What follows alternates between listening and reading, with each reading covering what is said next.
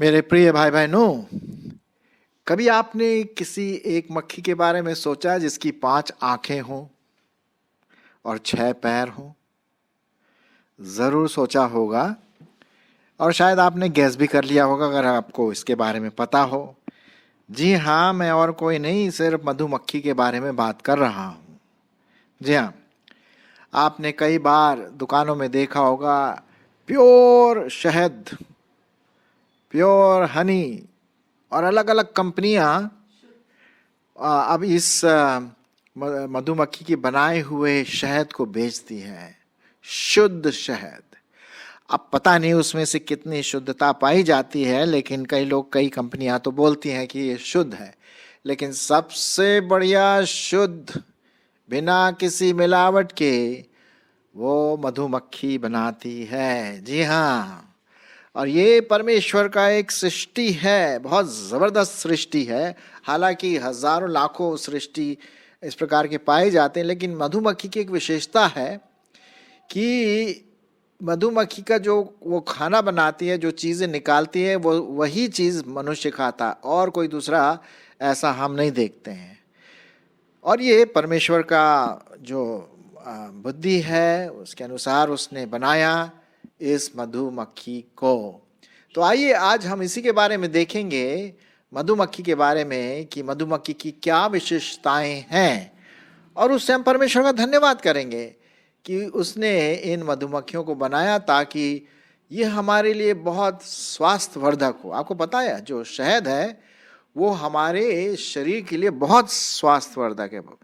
यदि आप इसके बारे में और देखना मांगते हैं, जो मेडिकल साइंस वगैरह की जो बातें बताती हैं, हमारी आँखों के लिए बहुत अच्छा, हमारे बोन्स के लिए बहुत अच्छा, कई हमारे शरीर के लिए बहुत ही अच्छा है। तो आइए भाई, जो हमें शहद देता उसके बारे में तो सोचना चाहिए ना, और हम उन मधुमक्खी के लिए धन्यवाद देंगे परमेश्वर को, जो हमारे लिए ये शहद बनाते हैं। सो आइए कुछ विशेषताओं को हम देखेंगे, और वो इस प्रकार से है कि मधुमक्खी के ही 5 आंखें होती हैं और 6 पैर पाए जाते हैं। यदि आप इस चित्र को देखें जो आपके डायग्राम में दिया गया है, एक अलग से मक्खी है, मधुमक्खी, दूसरी अलग से मधुमक्खी बैठी हुई है, और फिर एक मधुमक्खी छत्ते पर बैठी हुई है, तो उसके बारे में हम देखेंगे। ठीक है, ऐसा बताया जाता है वैज्ञानिकों के अनुसार कि मधुमक्खियों की उड़ने की रफ्तार करीब 25 किलोमीटर प्रति घंटे के हिसाब से होती है।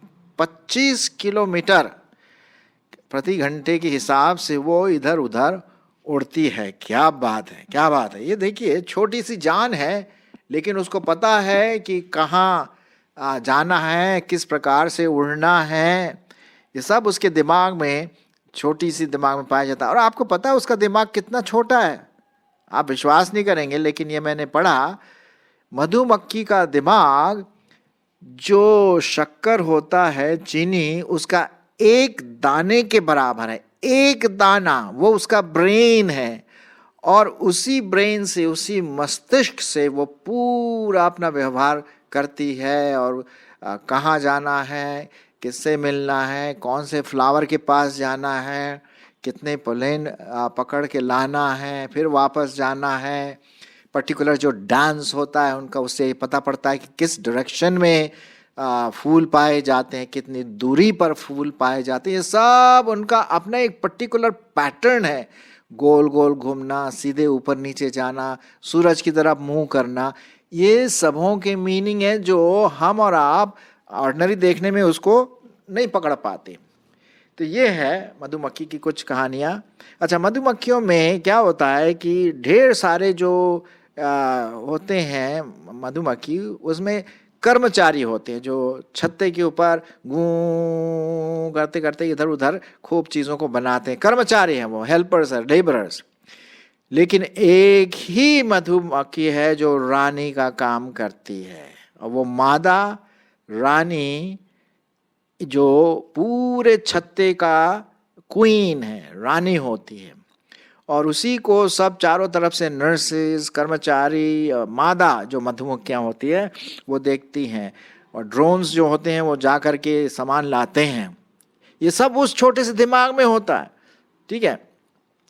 और ऐसा बताया जाता है कि जो मधुमक्खी की जो छत्ते में जो रानी होती है वो हर दिन 2000 अंडे देती हैं। जी हाँ, हम सोच भी नहीं सकते हैं 2000 अंडे प्रतिदिन के हिसाब से वो देती हैं।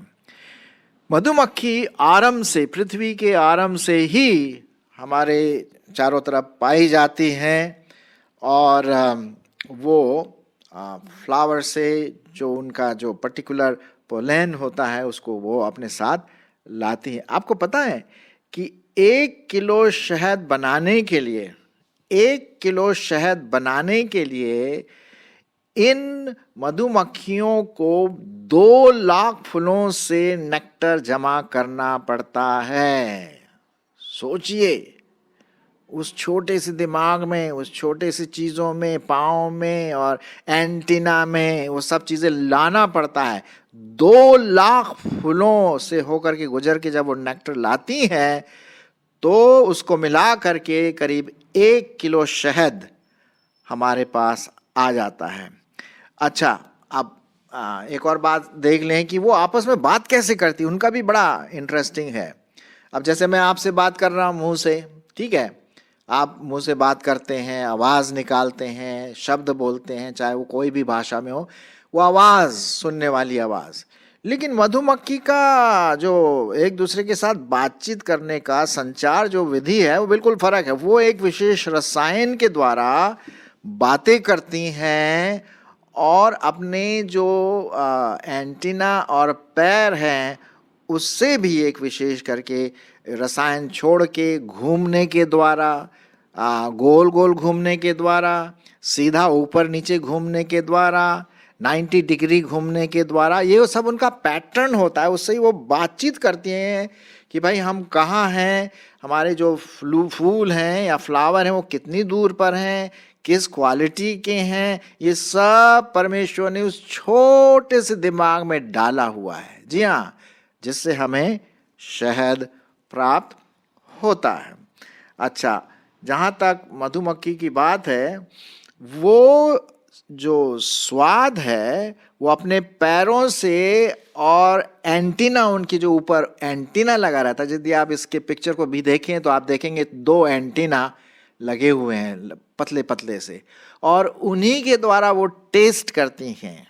जी हाँ हम तो अपनी जीभ के द्वारा करते हैं, है कि नहीं, लेकिन इनका जो स्वाद करने का, टेस्ट करने का जो यंत्र है वो उनका एंटीना होता है, और पैर भी साथ में होते हैं। आपको अच्छी तरह से पता है कि जो हनी होता है, जो शहद होता है, वो बहुत हमारे लिए लाभदायक है, हमारे स्वास्थ्य के लिए बहुत अच्छा है। और मैं थोड़ा सा बाइबल के बारे में, बाइबल में इस जो लिखा हुआ इसके बारे में थोड़ा सा अभी आगे बताऊंगा, ठीक है। अच्छा, एक और चीज़ है कि जो मधुमक्खियाँ होती हैं वो एक छत्ते को पर्टिकुलर रूप से बनाती है। अब देखिए, अगर इस पिक्चर को देखिए जिसमें एक मधुमक्खी बैठी है, उसका जो गोल आकार नहीं है, 6 भाग पाए जाते हैं, 1 2 3 4 5 6, ठीक है। तो वो पर्टिकुलर जो कोन होते हैं वो एक विशेष पैटर्न से बनाया जाता है। ये सब उनके दिमाग में होता है, किसी को बताने की जरूरत नहीं है। और आपको पता है, साइंटिस्ट ये बताते हैं कि ये सबसे स्ट्रॉन्ग स्ट्रक्चर होता है, सबसे मजबूत स्ट्रक्चर होता है इस प्रकार का। ये कहाँ से आया उनके दिमाग में? अरे साहब, हमारे परमेश्वर यहोवा ने ना उनके दिमाग में ये बातें डाली हैं, तभी तो वो, आप कहीं भी जाएं, किसी भी देश में जाएं, किसी भी समाज में जाएं, मक्खी का जो छत्ता बनता है वो एक पर्टिकुलर पैटर्न में, गोल आकार में तो नहीं, थोड़ा सा गोल आकार में, लेकिन वो एक एंगल में करके वो बनाते हैं। ये बहुत इंटरेस्टिंग बात है, और इससे स्पेस की भी जो बहुत अच्छी तरह से बचत हो जाती है। आपको पता है कि ये कॉलोनीज में रहते हैं, जो मधुमक्खियां हैं वो अपने कॉलोनीज में रहती, वो किसी और दूसरे के कॉलोनी में नहीं जाएंगी, किसी और दूसरे के छत्ते में नहीं जाएंगे, वहां तो मार डालेंगे। जी हाँ। तो वो अपने छत्ते में ही वापस आती हैं, उन्हें पता रहता है सब कौन सा हमारा छत्ता आया। आपने देखा होगा कि एक पेड़ में 2-3 बड़े बड़े छत्ते होते हैं, आपने देखा होगा, और उनके ऊपर मक्खियां भिनभिनाती रहती सैकड़ों और हजारों की तादाद में। लेकिन साहब हर एक को पता है कि भैया ये हमारे छत्ते का मधुमक्खी है, दूसरा आएगा तो उसको तो पकड़ के काट के मार डालेंगे, ये पक्की बात। और अगर कोई दूसरा कीड़ा या कोई ऐसी चीज आ जाती है तो भैया वहां पर गार्ड खड़े रहते हैं, वो उसको नोच नोच के खा लेते हैं। इतना उन लोगों में एकता पाई जाती है। जी हाँ, ये मधुमक्खियों की कहानियां हैं, सच्ची फैक्ट्स जिसे हम कहते हैं। अच्छा, एक और बात हम बताना मांगते हैं कि जो मधुमक्खी के जो पंख हैं वो 1 सेकेंड में 200 बार ऊपर नीचे करते हैं। 1 सेकेंड में 200 बार उनके पंख ऊपर नीचे होते हैं उड़ने के लिए। क्या सोचने वाली बात है नहीं? हैरान करने वाली बात है ये कि परमेश्वर ने कैसे उन पंखों को, बिल्कुल पतले पतले पंख होते हैं लेकिन उनमें ऐसी शक्ति होती है कि वो इनको अच्छी तरह से उड़ाते हैं। ये परमेश्वर ने बनाया। ऐसा बताया जाता है कि उनकी जो रानी होती है मधुमक्खी की मादा, वो 5 साल तक जीवित रह सकती हैं। 5 साल के बाद वो मर जाती है। और एक और चीज हम यहाँ पर देखते हैं कि वेरी स्पेशल जो स्ट्रक्चर होता है उनका, जो कोम है या जिसे हम छत्ता कहते हैं, वो इस स्पेशल वैक्स के द्वारा बनाया जाता है। और ये सब मधुमक्खी अपने एंटीना से, अपने मुंह से, अपने पाँव से उड़ के इधर उधर जा करके वो बैठती हैं, बनाती। कभी आप देखिए जो बड़े बड़े पेड़ होते हैं, ऊंचे ऊंचे पेड़, वहां पर आप जाके देखिए, बड़े ध्यान से देखिए आप, चारों तरफ भिन्न भिन्न आती, आपको तो छत्ता नजर ही नहीं आएगा। जी हाँ, छत्ता नजर ही नहीं आएगा क्योंकि वो पूरा कवर्ड रहता है। और यदि मुझे याद है एक बार हमारे कुछ स्टूडेंट थे, थोड़ा सा वो नटखट थे, और किसी ने उन पर गुलेल चला दी, पत्थर फेंका गुलेल से। अरे साहब, उन्होंने जो हम लोगों को काटना शुरू किया, तो कोई नदी में कूदा, तो कोई दरी के नीचे घुसा। इसलिए उनको बिल्कुल परेशान नहीं करना चाहिए। अगर उनको परेशान किया तो वो काट डालेंगी, बहुत जोर से काटती हैं मधुमक्खियां, और सिर्फ मादा ही काटती हैं, ऐसा बताया जाता है। जो हमारे साइंटिस्ट है वो इस बात को बताते हैं कि मादा मक्खी ही काटती है। तो ये कुछ विशेष बातें हम देखते हैं उन मधुमक्खियों के बारे में जो हमारे लिए शहद इकट्ठा करती है। ओके, और वो शहद का जो वैल्यू है, उसका जो खाना हम लेते हैं अपने जीवन में, मीठा मीठा शहद, जो हमारे हेल्थ के लिए, हमारी आँखों के लिए, हमारे पूरे शरीर के लिए बहुत लाभवर्धक है। और उसके साथ साथ हम ये भी देखते हैं कि छोटे छोटे क्रीचर्स, छोटी छोटी मधुमक्खियाँ कैसे हार्ड वर्क करती, बहुत बहुत ज़्यादा कठिन परिश्रम करती, तब जा कर के हमें हनी मिलता है या शहद मिलता है। बाइबल में कुछ बातें हनी के बारे में लिखा हुआ या शहद के बारे में लिखा हुआ जो ये मधुमक्खियाँ बनाती हैं। कुछ पदों को मैं आपके लिए ज़रूर पढ़ूंगा। अब वो पाया जाता है नीति वचन 16:24। नीति वचन उसका 16वां अध्याय और 24 पद। क्या लिखा हुआ है? यहाँ लिखा हुआ है, मन भावने वचन मधु भरे छत्ते के समान प्राणों को मीठे लगते और हड्डियों को हरी भरी कर देते।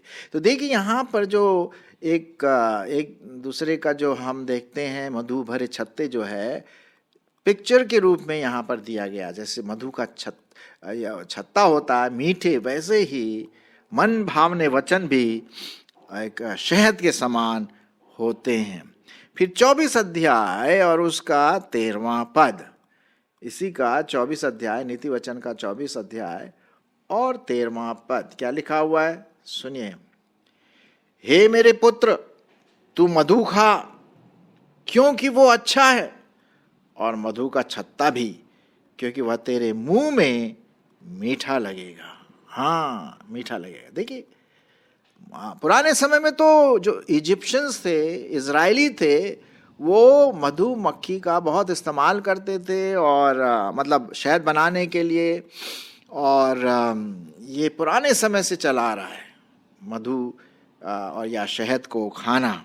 और इसका, जैसे मैंने कहा शुरुआत में, कि इसका मेडिकल वैल्यू भी है, स्वास्थ्य में, मेडिकल उसमें भी इसका बड़ा उपयोग किया जाता है, विशेष करके आयुर्वेदिक मेडिसिन में, होम्योपैथिक में और दूसरे मेडिसिन में इसका ज़बरदस्त इस्तेमाल किया जाता है। अब देखिए ना, हमारे एक जो थे नए नियम में यूहन्ना बपतिस्मा देने वाले, उनका खाना क्या था, आप सुन लीजिए, आप जानते होंगे, लेकिन हम पढ़ लेते हैं। मत्ती रचित सुसमाचार उसका 3 अध्याय और 4 पद क्या लिखा हुआ है। और यूहन्ना ऊंट के रोम का वस्त्र पहने था और अपनी कमर में चमड़े का कमरबंद बांधे हुए था, और उसका भोजन टिड्डियां और वन मधु थी। क्या बात है, शहद खाता था वो। हाँ, टिड्डियां भी खाता था। क्या, टिड्डियां तो हम नहीं खा पाएंगे, लेकिन मधु, शहद, वो खाता था। स्ट्रांग, मजबूत होने के लिए ये सब चीजों की जरूरत यहाँ पर पाई जाती थी। ठीक है, आपको पता है इज़राइल को भी क्या कहा जाता था पुराने नियम में, the land of milk and honey. Israel जो देश पुराने नियम में कहा जाता था शहद और दूध की नदियों वाला जगह, यरूशलेम देश हम देखते हैं। तो मेरे प्रियो, आज हमने देखा मधुमक्खी के बारे में थोड़ा सा आइडिया। आप इसके बारे में और अधिक जानकारी प्राप्त कर सकते हैं, बहुत सारी और भी बहुत चीज़ें हैं हम देखते हैं, लेकिन ये बातें हमारे जानने के लिए इसलिए उपयोगी है कि हम परमेश्वर का धन्यवाद दें, उनकी जो सृष्टि बनाए। एक बार मैंने आपको चींटियों के बारे में बताया था, शायद आपको याद होगा कि चींटियां हमें क्या लेसन सिखाती है, मधुमक्खियां भी हमें लेसन सिखाती है कि जैसे ये शहद देती है, हम भी दूसरों को वचन जो बोले शहद के समान निकले, मीठा हो, हार्ड वर्किंग हो, हम अपने दिमाग को सही रूप से इस्तेमाल करें परमेश्वर की महिमा के लिए, और बिल्कुल जैसे वे एक दूसरे के प्रति बड़ी वफादार होती हैं अपने छत्ते में, हमें भी अपने भाइयों के प्रति, हमारी बहनों के प्रति, हमारी कलीसिया के प्रति क्या होना है, वफादार होना, विश्वास योग्य ना, परमेश्वर के प्रति वफादार होना, विश्वास योग्य होना। तभी तो हम ये बातें सब यहाँ पर सीखते हैं। तो मधुमक्खियों की जो विशेषताएं हैं, हम परमेश्वर का धन्यवाद देते हैं इस छोटे से मक्खी के लिए। लेकिन साहब, ये जब हजारों में आ जाती हैं तो आवाज़ तो आपने ज़रूर सुना होगा, आवाज़ आती है ना, आपने सुना होगा ज़रूर से, बहुत दूर तक आवाज़ आती है, और लाखों हजारों की तादाद में ये पाई जाती हैं। परमेश्वर ने इन्हें बनाया ताकि हमारे लिए क्या करें, हमारे लिए भोजन दें, फूड दें, शहद दें, हमारी तंदुरुस्ती की। ये सब परमेश्वर की महिमा इसमें हमें दिखाई देती हैं। तो हम इन मधुमक्खियों से ज़रूर सीखते हैं कि हमारे वचन मीठे हों, हम कठिन परिश्रम करें जैसे मधुमक्खियाँ करती हैं, और अपने भाई बहनों के प्रति, अपने परमेश्वर के प्रति, एक दूसरे के प्रति, पति पत्नी के प्रति, एक दूसरे के प्रति, पति पत्नी या पति पत्नी और पति एक दूसरे के प्रति वफादार रहें, विश्वास योग्य बने रहें। क्योंकि जो भी चीज़ें परमेश्वर लाता है सृष्टि में, वो उसका कोई मकसद होता है, कोई ना कोई उसका कारण है। तो कबूतर भी जब हम देखते हैं तो कबूतर किस बात की निशानी है, पवित्र आत्मा की निशानी है। हाँ, उसी प्रकार हम देखते हैं कि मधुमक्खियाँ भी हमारे लिए कुछ न कुछ सिखाने के लिए लाती हैं। सो प्रियो, आशा है कि आपने ज़रूर छोटी मोटी बात तो सीखी होंगी, लेकिन उससे भी बड़ी बात यह है कि हम परमेश्वर का धन्यवाद करें इन मधुमक्खियों के लिए कि वो हमारे लिए क्या क्या अच्छी बातें करती हैं। परमेश्वर आपको और समझ दे और दूसरों को भी इन मधुमक्खियों के बारे में बताएं। इस परमेश्वर की जो सृष्टि है, विशेष सृष्टि, और परमेश्वर का हम धन्यवाद करें।